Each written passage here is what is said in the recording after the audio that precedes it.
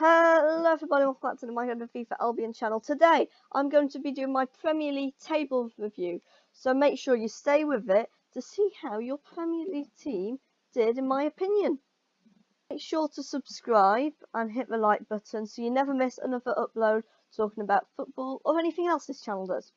So let's get into it with Huddersfield, who unfortunately did get relegated, and this was a poor season for Huddersfield. You know, they made some alright signings, but they weren't that good. Players like Hamer, Bakuna, and Benver, they're not Premier League quality, I'm sorry. They signed players like Derms, Sobe, Congolo, they got Lurst on a permanent. That impressed me.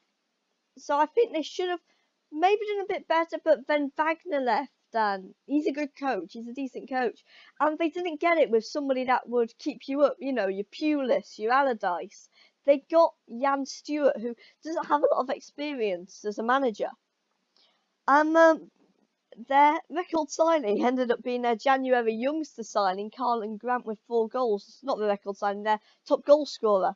Mounier only got 3 goals, De Patois didn't even get any, so this has not been a good season for Huddersfield. Next up is Fulham, and this has been, for me, an even worse season for Fulham. Why?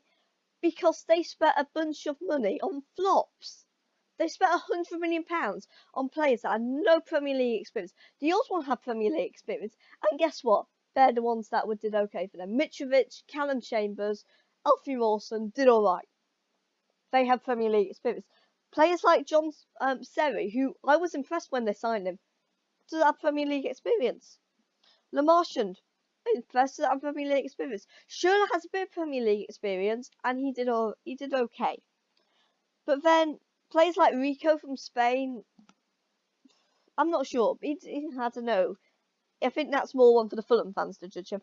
Ryan, he was going to join Aston Villa. Villa are a good side. I know I'm an Albion fan, but I'll say Villa are a good side. But they're not a Premier League side, and he's a Championship player. Mitrovic got 11 goals this season, which I think I'll be absolutely gobsmacked if Fulham keep him into the Championship. If they do, he'll score goals and he'll get them up. Ryan Babel, who's on a free, who actually I think a lot of Premier League teams are going to be circling him because he did really well with Fulham. Next up is Cardiff, who, well, this has been a bit of a sad season for Cardiff with the tragic plane crash of Emiliano Sala. I think they've had an unfortunate season. They could have stayed up, and I wanted them to stay up. I think a lot of people did. We're not going to dwell on Cardiff too much, but Camarasa did okay. Bamba did okay. Bamba actually got 4 goals. Camarasa got 5, but Cardiff City, I feel so sorry for you of what's happened. I've just all respects with Salah's family. Next up is Brighton. Now, they had Glenn Murray, who had a good season. That was good that they kept him in. Got 13 goals. They signed some decent players like Andone, Balogun, Basuma. Actually, Andone did alright, Balogun didn't do too well, and Basuma didn't do too well. We've heard recently that they've sacked Chris Hughton. Now, I'm actually not too. I think I would have sacked him I know there's this whole second season syndrome thing, but when you finish 17th and you've been about a few results of getting relegated, 1 result of getting relegated, you need to sack him. Apparently, they're going for Graham Porter. Sorry, Birmingham fans, for losing your manager if you do lose him, and for completely butchering his name. Who I don't think would be a particularly good signing at all. Appointment at all, because you know he's an all right Championship coach. He might do well in the Prem, so don't hold me to it. But I wouldn't go for him. I'd get someone with a bit more experience. Southampton, for me, they did well. They had a situation on their hands where they looked like getting relegated. They sacked the manager, they got Hasenhüttl in, and he's turned them into a really good side. I think Southampton could be up for a top 10 finish, and I will make a predictions video this season. I think Southampton could be up there. They had some decent players like Armstrong and Danny Ings, and Shane Long did alright. So I think Southampton have had a relatively good year after bouncing back from that poor start. Burnley, I think, are kind of similar to Southampton, except they didn't sack the manager, they kept with him, and then they just started getting more and more wins. They got Joe Harton, who was just a complete flop. Barnes and Wood did okay this season. They've got McNeil, and they've got 3 goalkeepers who have been okay. So, I think Burnley, I'm impressed with how they turned that situation around. Bournemouth, they had a really good start. Players like David Brooks, who I thought would make about 3 appearances and might get an assist and maybe get booked.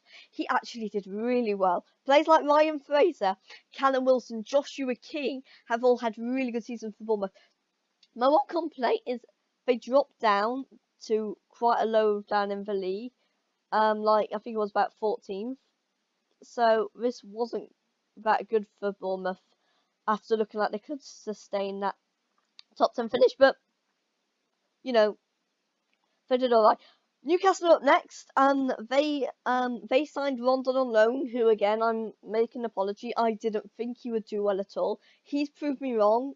I mean, I love Rondon as an Albion fan. He's put so much work effort into it, but he's had a really good season. 11 goals, not amazing, but put 7 assists and put what he's contributed to the team apart from goals. He's been a really good signing.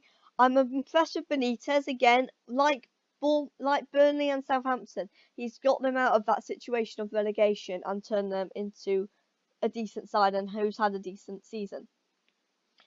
Dubravka and Almiron, they broke the record transfer budget, which is for Mike Ashley team is quite surprising.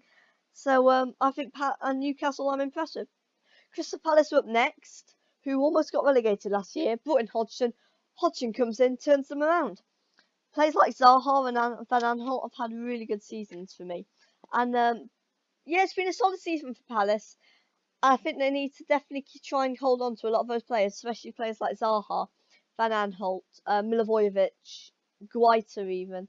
And I think if they do that, maybe push for 7th. I think it's doable. Then again, Roy Hodgson, as I like to say, he'll turn any side into a top 10 side. He'll turn the poor side into a top 10 side. He'll turn the top 4 side into a top 10 side.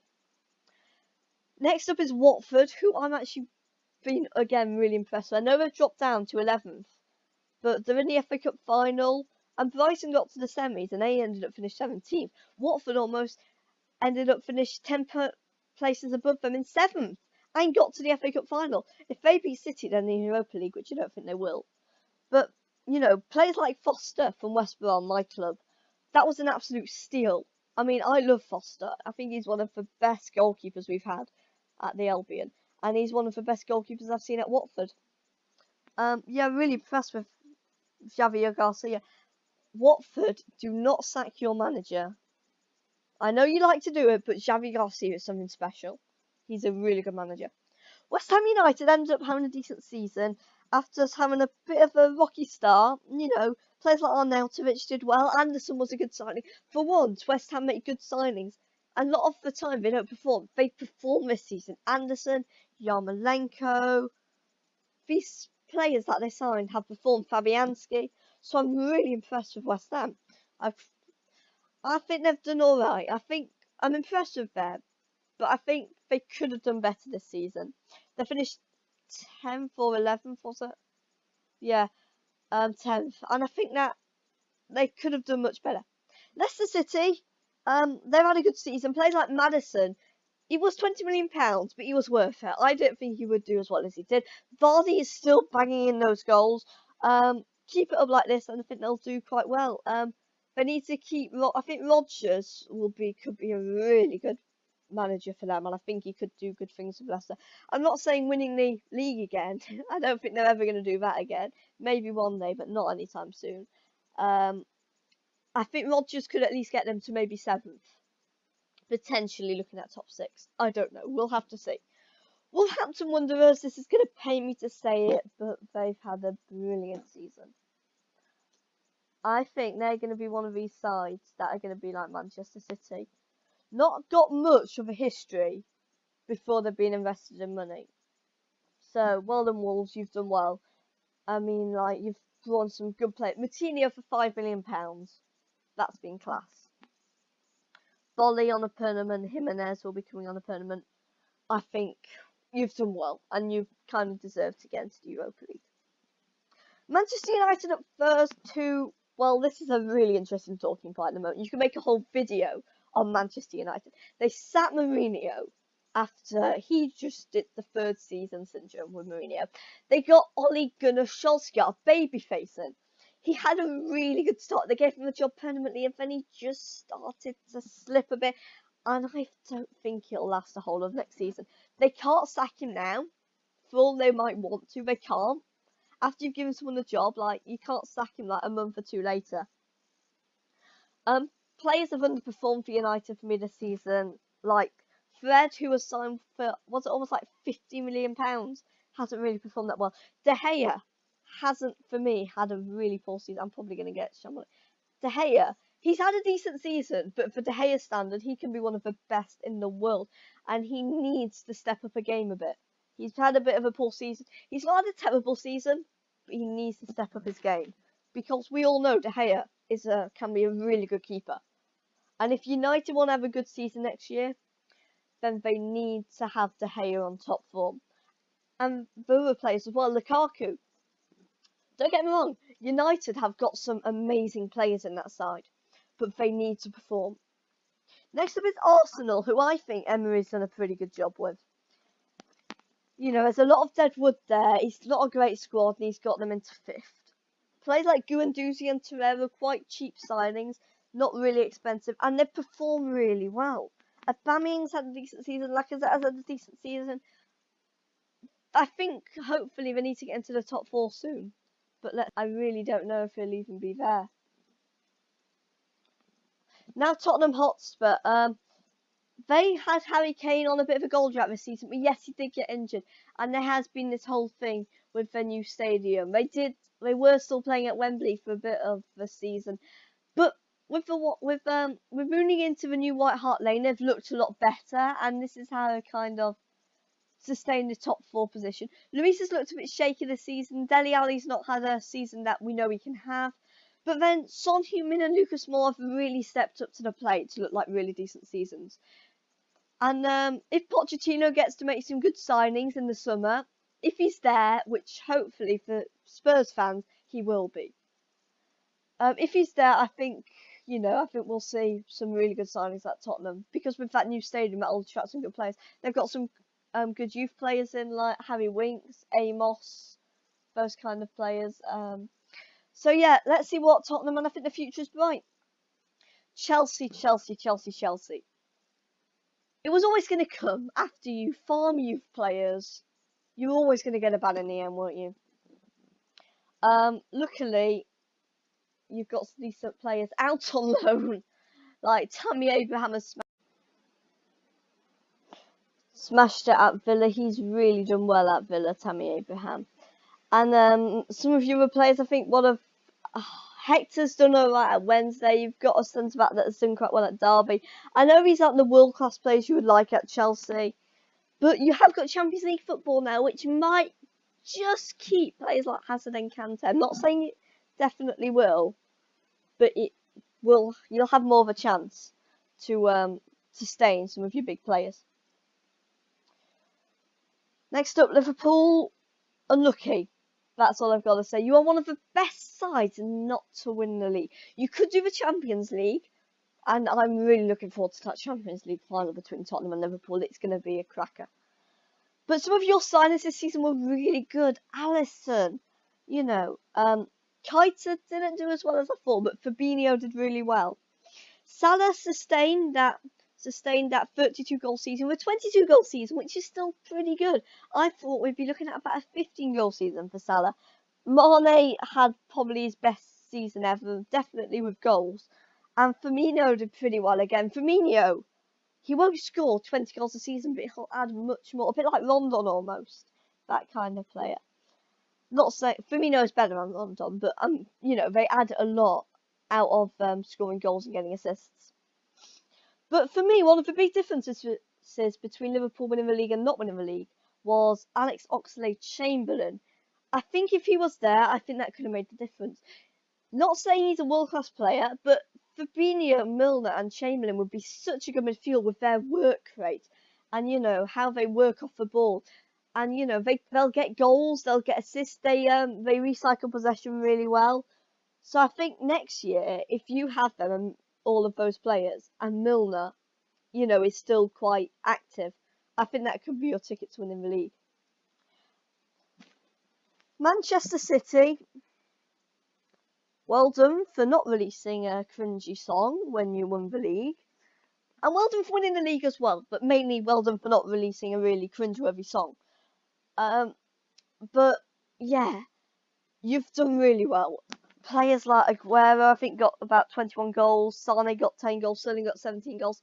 It's been a really good season. And Guardiola has sprinkled his Guardiola magic on those players.